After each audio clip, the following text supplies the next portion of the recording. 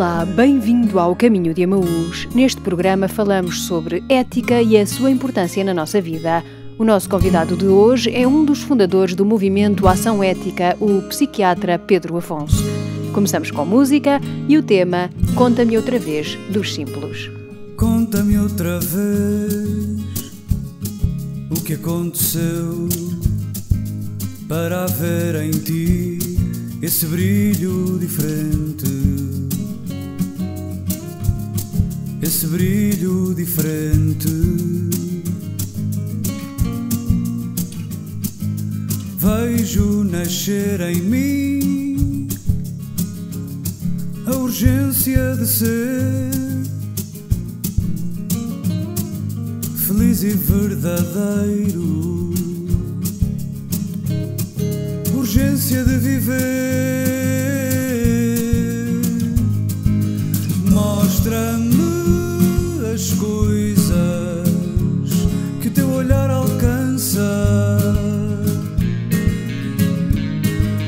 todo o mar, toda a terra, as histórias e as danças. Conta-me outra vez enquanto passeamos por esta estrada nova onde nos encontramos.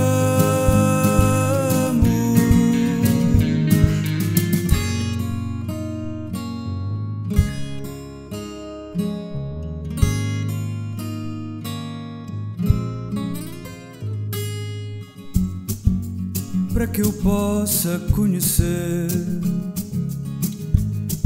o que nunca conheci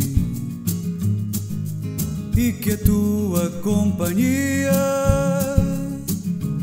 fez florescer em mim. Conta-me outra vez a cor intensa da tua vida, que brilha em cada olhar que és e que te faz ser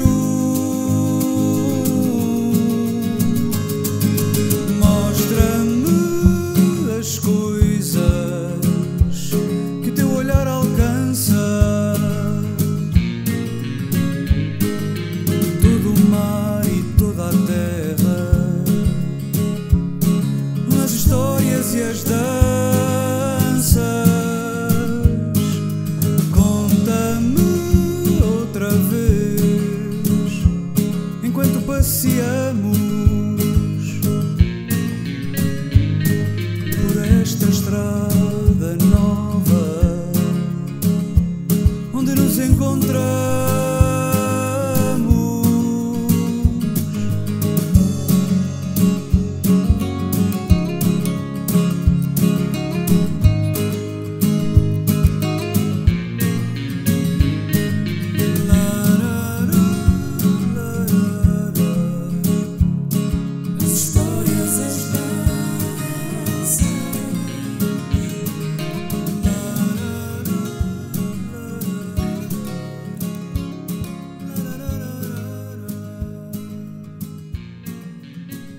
Diz-nos o Papa Francisco: o Senhor desperta para acordar e reanimar a nossa fé pascal. Temos uma âncora. Na sua cruz fomos salvos. Temos um leme. Na sua cruz fomos resgatados. Temos uma esperança. Na sua cruz fomos curados e abraçados, para que nada e ninguém nos separe do seu amor redentor.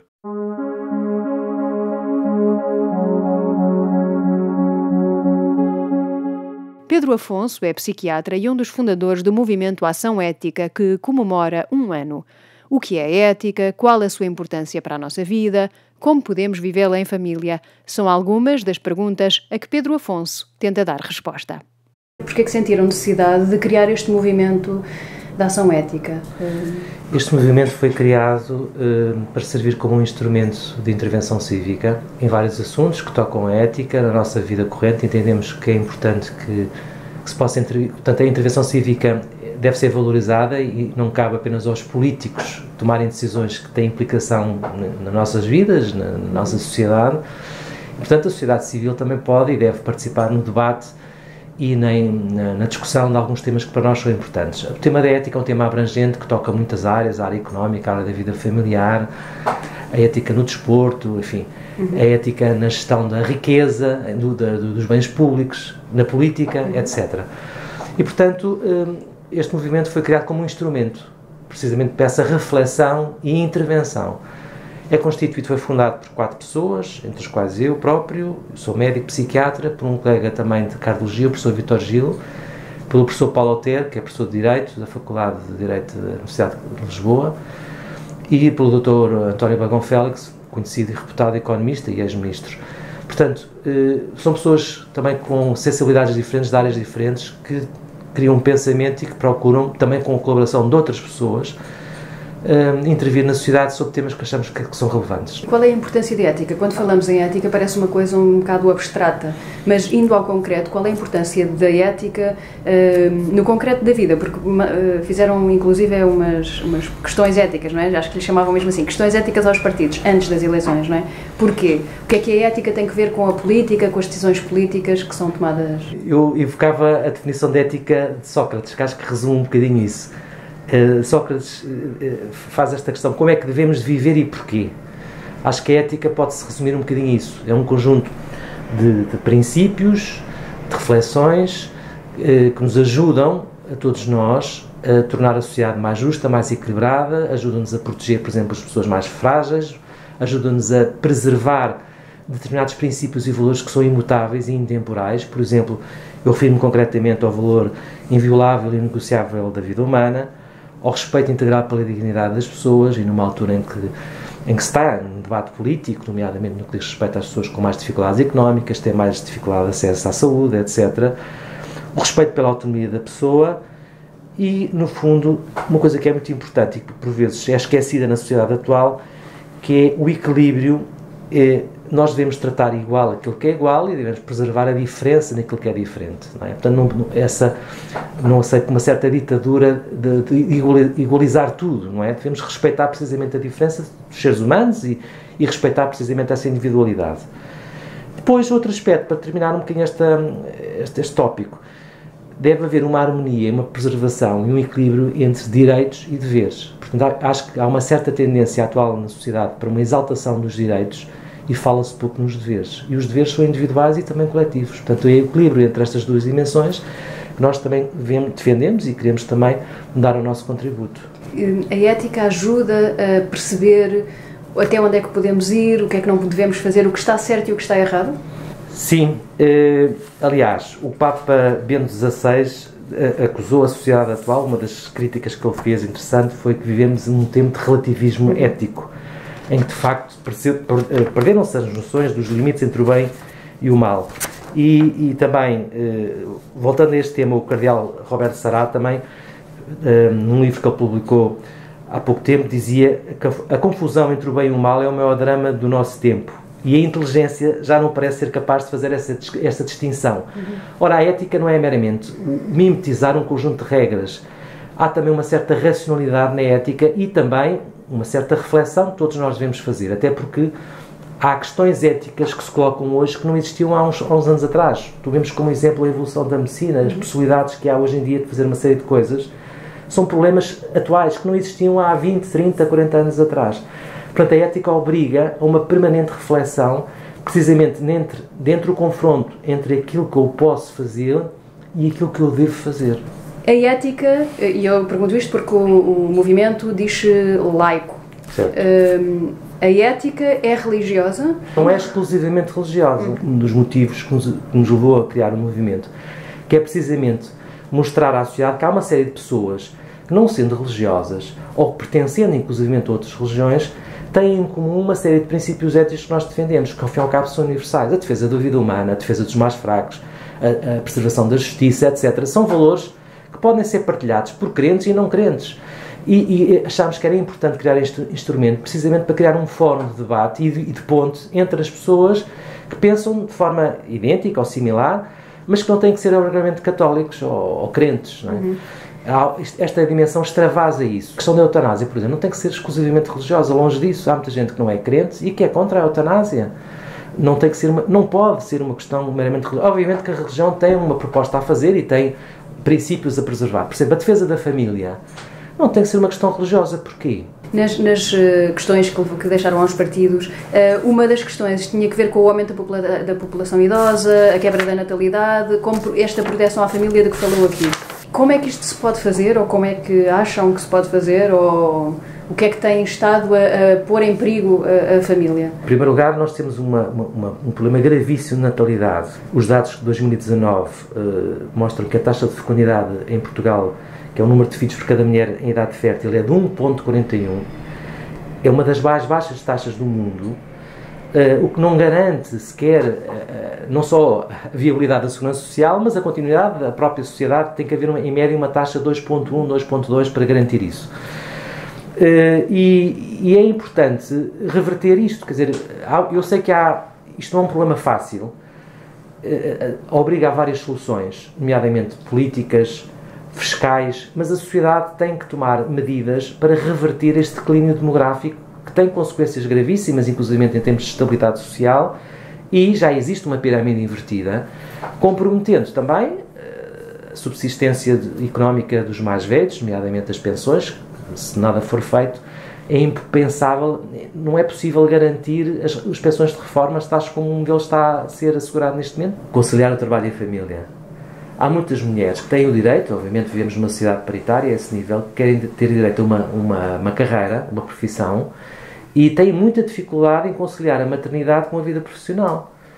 Já foram tomadas algumas medidas, estendendo a licença parental, etc., mas é insuficiente, porque hoje em dia há uma grande competitividade a nível do trabalho, há uma grande permanência nos locais de trabalho, trabalha-se muitas horas, há um certo presentismo laboral que obviamente que é incompatível com uma vida familiar equilibrada. As pessoas não têm tempo para viver e muito menos têm tempo para ter filhos. Creches. O próprio Estado deveria criar uma rede nacional de creches. Isso também incentivava a natalidade, que não há. Que questões é que são mais prementes para a ética nas famílias hoje? Olha, em primeiro lugar, eu acho que devemos fazer um elogio à família e valorizá-la, porque a família é, em primeiro lugar, uma escola de amor. E é na família que nós nascemos, é na família que nós crescemos e é na família em que se aprende a amar e aprende-se a ter um sentido transpessoal da nossa dimensão e da nossa existência. A família pode ser motivo de estruturação de pessoas mentalmente sãs e, consequentemente, mais aptas para poderem ter sucesso na sua vida pessoal, familiar, etc.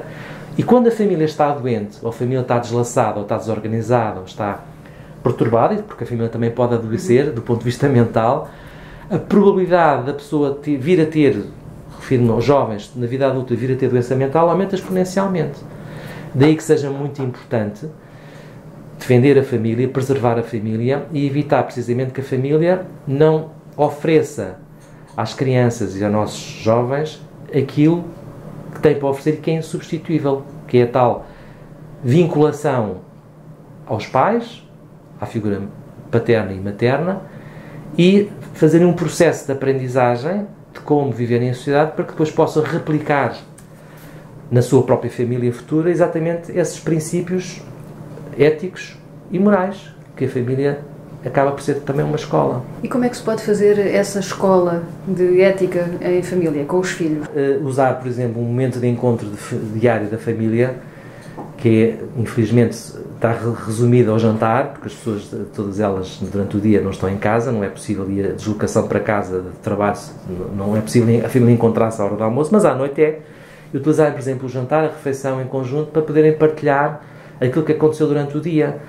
A comunicação em família é essencial. O que vejo é que muitas vezes, durante esse período, ou as pessoas jantam separadas, é o chamado jantar dos tabuleiros, não é? Que é muito em voga em países como os Estados Unidos, em que cada um janta à sua hora, ou então janta-se com a televisão ligada, ou cada um agarrado ao seu telemóvel. Hoje em dia isso é mais frequente, o que acaba por criar um espaço de solidão, de ausência de partilha. As pessoas, para se conhecerem, os pais para conhecerem os filhos, tem que haver troca de informação e de comunicação. Portanto, por exemplo, como eu disse há pouco, o jantar é um momento excelente para que isso aconteça, para se criar essa intimidade, essa cumplicidade, esse período de escuta recíproca e também de partilha. Um problema, quando é partilhado com uma pessoa com quem nós temos uma relação afetiva ou por uma pessoa da família, esse problema transforma-se em meio problema, não é?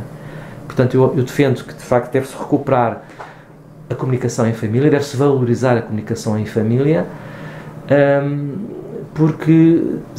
e contrariar esta tendência que há hoje em dia de individualismo e da intromissão excessiva da comunicação não presencial, das redes sociais, dos telemóveis, que contamina também a vida em família. Continuamos com o tema A Vida é Sempre Já. A seguir, acompanhe a meditação das leituras deste domingo. Porque a vida é vida no primeiro momento, cada instante é tempo para se acompanhar. Porque quem começa tem direito a continuar. Que se aceite e recomece e nunca recusar. Estou vivemos e sentimos. Estou de facto existimos. A vida é sempre já. Porque a vida na vida jamais pode parar. Porque o amor resolve tudo o que se tem a dar. Não seja indiferente com aquele que se sente lá no fundo, um olhar que no mundo há de amar. Estou e sou eu, vivemos e sentimos. Estou e sou eu, de facto existimos. Estou e sou eu, desde aquele instante. Estou e sou eu, aquele que garante. A vida é sempre, a vida é sempre, a vida é sempre já. Diz-nos o Santo Padre: neste nosso mundo, que tu amas mais do que nós, avançamos a toda a velocidade, sentindo-nos em tudo fortes e capazes.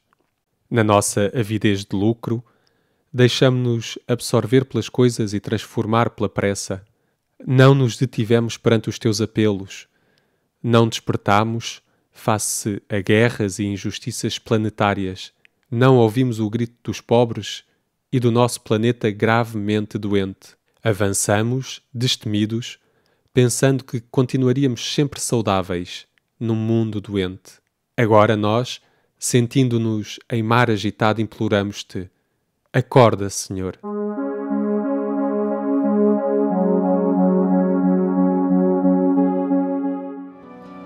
Revista Família Cristã. Todos os meses saiba como vai o mundo. Leia sobre educação, sociedade e igreja. Os temas mais atuais, sempre numa perspectiva cristã. Dicas para proteger o ambiente, para viver melhor e para crescer em família e na fé. Visite-nos em www.familiacrista.pt. Família Cristã, a revista para toda a família.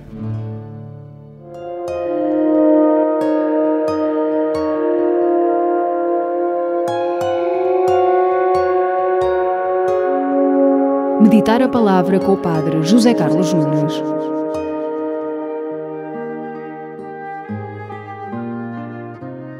Bem-vindos ao Meditar a Palavra. Celebramos o 6º domingo do tempo comum. E em cada domingo do tempo comum, a Igreja apresenta-nos uma grande temática para podermos refletir ao longo da semana. As leituras deste domingo falam-nos do Reino de Deus, esperado e anunciado pelos profetas, como nos diz a primeira leitura a retirada da profecia de Jeremias. Este mesmo reino de Deus, revelado por Cristo através da sua ressurreição. Se Cristo não ressuscitou, é vã a nossa fé, escreveu São Paulo aos Coríntios e diz-nos também a nós. E no Evangelho, Jesus explica-nos melhor em que consiste este reino de Deus através das bem-aventuranças. É especialmente sobre as bem-aventuranças que gostaria de me deter e partilhar convosco algumas reflexões. Jesus desceu do monte, diz-nos São Lucas. O monte, sabemos na Bíblia, é o lugar da oração por excelência.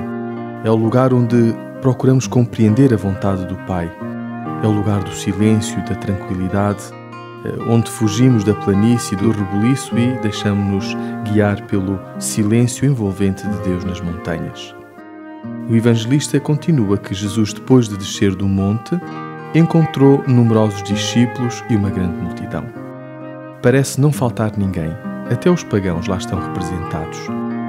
Alguns devem lá estar por curiosidade, outros porque sentem falta de Deus e sede de verdade e justiça. Outros ainda procuram, provavelmente, uma revolução política. E uma grande parte de quem lá estava a ouvir Jesus são pobres e necessitados de tudo. Todos chegam àquele lugar plano carregando as suas dúvidas, os seus anseios, as suas feridas e as suas misérias. Jesus é para toda aquela multidão uma bênção e a esperança de uma vida melhor.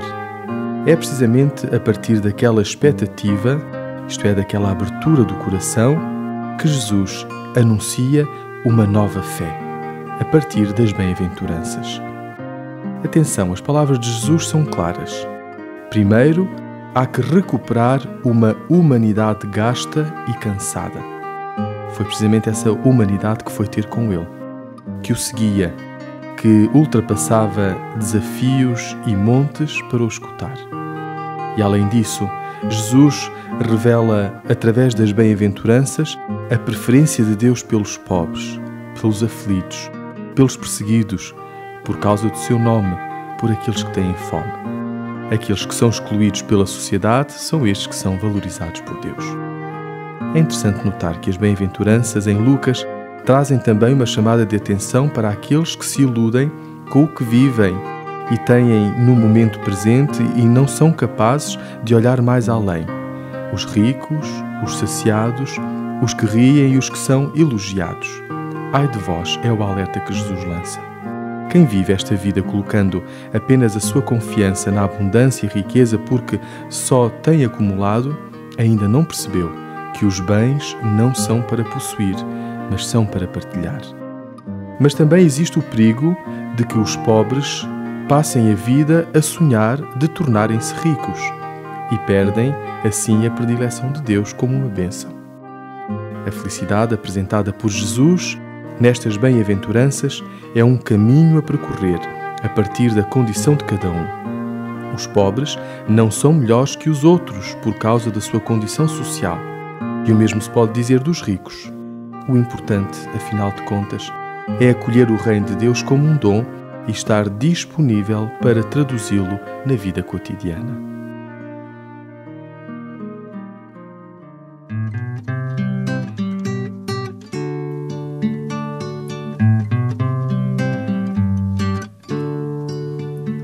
Se um dia eu ficasse sem ti, olharia as estrelas do céu para lembrar que viveste por mim e para sempre guardar-te, para sempre lembrar-te na marca de um gesto meu. Renasce em mim, mostra como ama alguém que precisa de mim, para mostrar o melhor que Deus tem. Renasce em mim é o tema do Grupo das Terças que nos acompanha no final deste caminho de Emaús. Foi muito bom estar consigo. Temos encontro marcado para daqui a 8 dias, não se esqueça. Tenha uma ótima semana. É difícil saber e dizer o que eu tenho não posso negar, que é aquilo que eu quero, é a ti que eu desejo e não vou abandonar. Renasce em mim, mostra como ama alguém que precisa de mim, para mostrar o melhor que Deus tem. Reviver o que vivi, renascer contigo, conquistar o teu espaço astral. Pois quem ama não teme o bem e o mal. Renasce em mim, mostra como ama alguém que precisa de mim, para mostrar o melhor que Deus tem. Renasce em mim, mostra como ama alguém que precisa de mim, para mostrar o melhor que Deus tem.